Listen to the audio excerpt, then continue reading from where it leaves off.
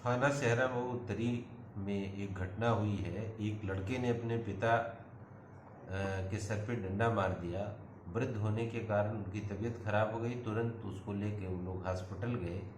Hospital में उसकी death हो गई।